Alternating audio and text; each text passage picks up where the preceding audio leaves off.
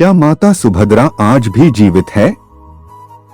भगवान श्री कृष्ण की वही बहन जिनका बहुत बड़ा योगदान महाभारत के युद्ध में था, वीर अभिमन्यु की वही माता, माता सुभद्रा क्या आज भी इस पृथ्वी में हम लोग के बीच में ही मौजूद है? क्या हुआ माता सुभद्रा का महाभारत के युद्ध के बाद? सब कुछ पता चलेगा आज के इस हैरान कर देने वाले बहुत ही ज्यादा अनोखे एपिसोड में। आप सभी लोगों को महाभारत की एक ऐसी अनसुनी कहानी सुनने को मिलेगी जिसका सवाल आप लोगों के दिमाग में कई बार आया होगा, लेकिन जवाब शायद ही आपको किसी ने अच्छी तरह से दे पाया होगा। तो शुरू से शुरुआत करते हैं कि माता सुभद्रा का जन्म कहाँ, कैसे, किन हालातों में हुआ, किस तरह से वो बड़ी हुई और आखिर कहाँ चली गई वो महाभारत के बाद। शुरू से शुरुआत करेंगे तो आपको समझना पड़ेगा वासुदेव जी के बारे में, जो इनके पिताजी थे, श्री कृष्ण के और बलराम जी के भी पिताजी थे। दरअसल भगवान श्री कृष्ण का जब जन्म होने वाला था तो वासुदेव जी और उनकी पत्नी जो देवकी थी वह कंस के कारागार में बंदी बने हुए थे। अब जो ये वासुदेव जी थे, इनकी दो पत्नियां थी, एक माता देवकी जिनके साथ ये कारागृह में बंद थे और दूसरी वो माता रोहिणी जो कि बाहर मौजूद थी। दरअसल जब बलराम जी का जन्म हो रहा था तो मानो की माता देवकी के गर्भ से रोहिणी माता के गर्भ में बलराम जी को जन्म से पहले स्थानांतरण कर दिया गया था। यह माता देवी के 7वीं संतान होने वाले थे। अब स्थानांतरण हो गए तो माता रोहिणी के घर से जन्म लिया। जब 8वीं संतान की बारी आई तो भगवान श्री कृष्ण ने माता देवकी के गर्भ से जन्म लिया। उनके जन्म से बिल्कुल पहले आकाशवाणी हुई, जिस आकाशवाणी में वासुदेव जी को यह पता चला कि उन्हें इस 8वीं संतान को यहाँ से लेकर निकलना होगा। रातों रात चमत्कार होगा, भगवान का आशीर्वाद बरसेगा और जितने भी कारागृह के लोग हैं बुरी तरह की नींद में सो जाएंगे। बस वहां से निकलिए और माता यशोदा के गर्भ से एक कन्या जन्म लिया है, अपने पुत्र को ले जाइए, वहां पर छोड़िए और उनकी पुत्री को लेकर आ जाइए। बस वासुदेव जी ने यही किया। जब 12 बजे श्री कृष्ण का जन्म हुआ तो भगवान का आशीर्वाद बरस रहा था। वासुदेव यमुना नदी के रास्ते पहुंच गए नंदगांव। वहां पर माता यशोदा गहरी नींद में सो रही थी। उनके बाजू में उनकी पुत्री थी।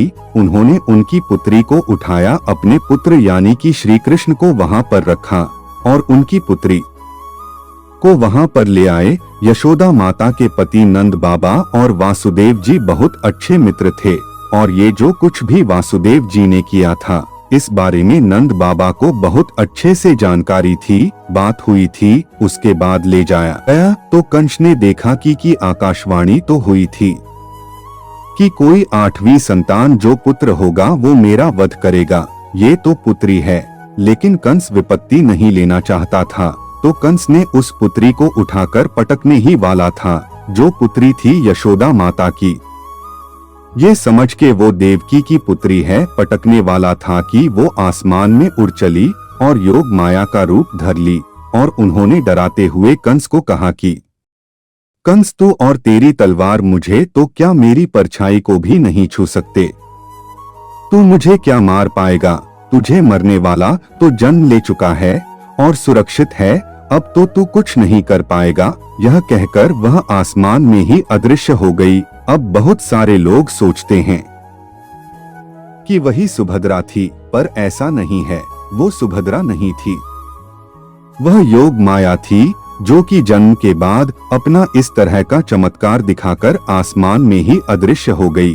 वह योग माया थी सुभद्रा तो माता रोहिणी के गर्भ से प्राकृतिक तरह से इंसान के रूप में जन्म ली थी, जो कि वासुदेव की ही पुत्री थी। वासुदेव जी के दो पत्नियां, एक माता रोहिणी और एक माता देवकी थी। तो श्री कृष्ण ने देवकी माता के गर्भ से जन्म लिया था और जो बलराम जी और सुभद्रा माता थी वो माता रोहिणी के गर्भ से जन्म ली थी। पिताजी एक और माता है अलग। समय बिता और भगवान श्री कृष्ण बलभद्र यानी कि बलराम जी और सुभद्रा माता का जो बचपन से लेकर जवानी तक का समय बिता वो बिल्कुल साथ में ही बिता, वो साथ में ही बड़े हुए।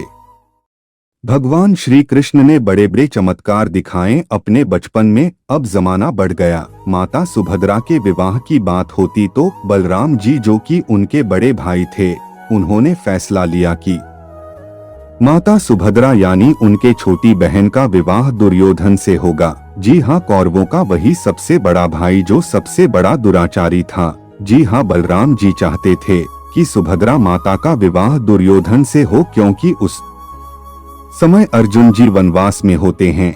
जी हाँ, वो वनवास में रहते थे। इस वजह से सभी लोग, सारे यदुवंशी लोग यही चाहते थे कि हमारी पुत्री का विवाह दुर्योधन के साथ होना चाहिए। इसी वजह से जब भगवान श्री कृष्ण को यह बात पता चली तो भगवान श्री कृष्ण चिंता में चले गए, क्योंकि भगवान श्री कृष्ण भगवान थे, भले इंसान रूप में थे, लेकिन उनको सब कुछ पता था।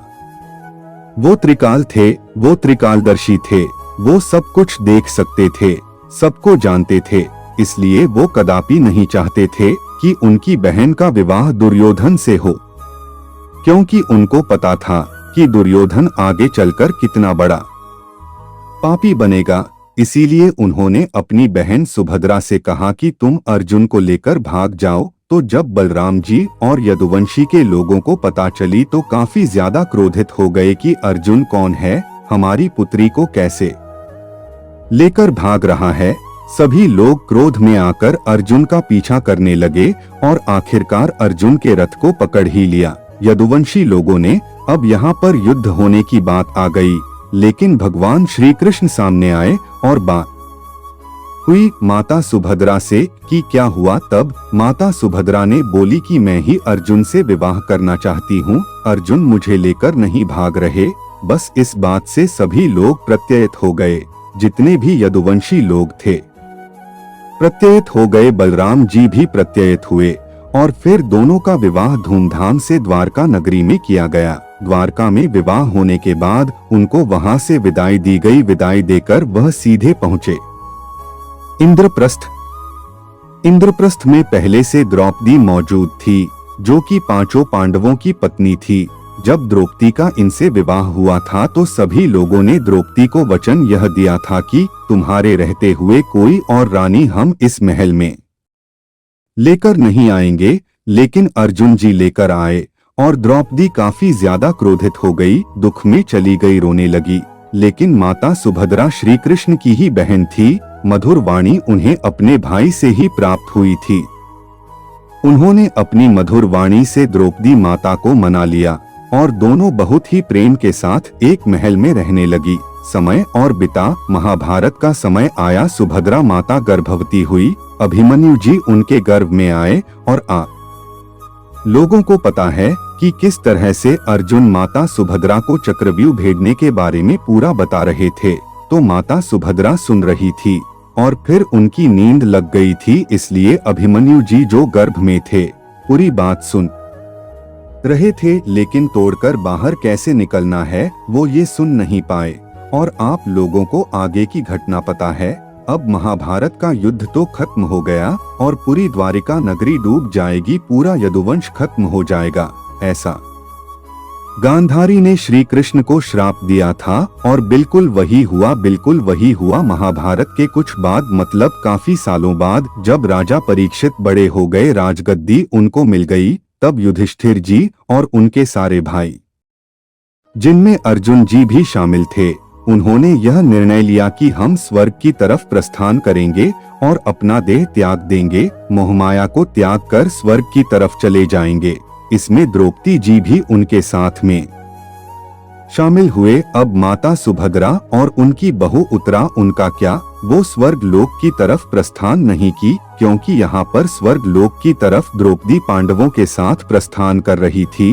उत्तरा जो अभिमन्यु की पत्नी थी, वीर अभिमन्यु की पत्नी उत्तर और माता सुभद्रा दोनों ही एक साथ महाभारत के युद्ध के काफी सालों बाद तक इंद्रप्रस्थ हस्तिनापुर में रही। जब राजा परीक्षित, जो कि वीर अभिमन्यु के ही पुत्र थे, उनको गद्दे मिल गई और पांचों पांडवों ने स्वर्ग की तरफ प्रस्थान कर दिए तो माता सुभद्रा अपनी बहू के साथ परीक्षित गढ़ के पास ही मौजूद गंगा नदी में जाकर जल समाधि ले ली। ये तो था कहानी का एक रूप। दूसरी कहानी में लोग ये कहते हैं कि माता सुभद्रा और जो उनकी पुत्र वधू थी उत्तराजी, वो एक पहाड़ में जाकर समाधि ले ली, जहां पर आज भी सुभद्रा माता का मतलब सोल सुभद्रा माता का मंदिर स्थापित है, जिस पर्वत का नाम है धूम्र पर्वत, जो कहीं और नहीं बल्कि राजस्थान में ही मौजूद है। यहाँ पर माता सुभद्रा का जो मंदिर है, लोगों का मानना है कि उसे भूतकाल में ही बनवा दिया गया था।